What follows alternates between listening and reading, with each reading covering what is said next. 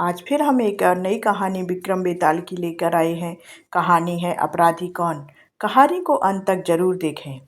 बनारस में देव स्वामी नाम का एक ब्राह्मण रहता था। उसके हरिदास नाम का पुत्र था। हरिदास की बड़ी सुंदर पत्नी थी। नाम था लवणवती। एक दिन वे महल के ऊपर छत पर सो रहे थे कि आधी रात के समय एक गंधर्व कुमार आकाश में घूमता हुआ उधर से निकला। वह लावण्यमती के रूप पर मुग्ध होकर उसे उड़ा कर ले गया। जागने पर हरिदास ने देखा कि उसकी स्त्री नहीं है, तो उसे बड़ा दुख हुआ और वह मरने के लिए तैयार हो गया। लोगों के समझाने पर वह मान तो गया, लेकिन यह सोचकर कि तीर्थ करने से शायद पाप दूर हो जाए और स्त्री मिल जाए, वह उधर से निकल पड़ा। चलते चलते वह किसी गांव में एक ब्राह्मण के घर पहुंचा।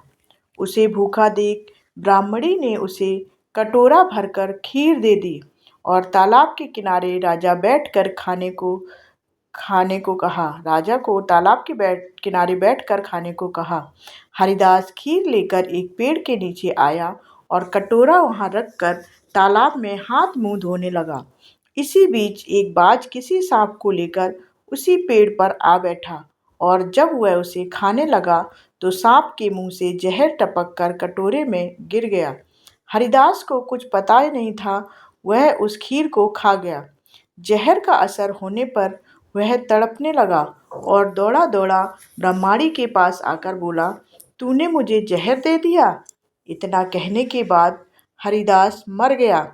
पति ने यह देखा तो ब्राह्मणी को ब्रह्मघातिनी कहकर घर से निकाल दिया।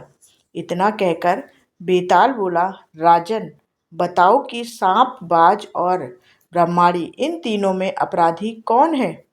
राजा ने कहा, कोई नहीं। सांप तो इसलिए नहीं क्योंकि वह शत्रु के बस में था।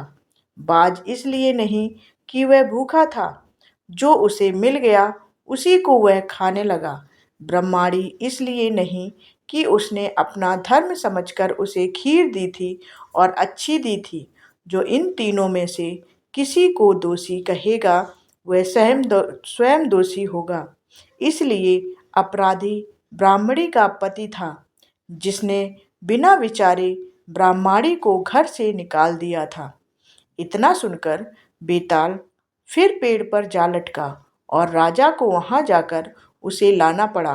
बेताल ने चलते चलते नई कहानी सुनानी शुरू कर दी। तो ऐसी ही विक्रम बेताल की कहानियों के लिए हमारे चैनल को सब्सक्राइब कर लें और वीडियो को लाइक करें और कमेंट करके बताएं कि आपको ये कहानी कैसी लगी। धन्यवाद।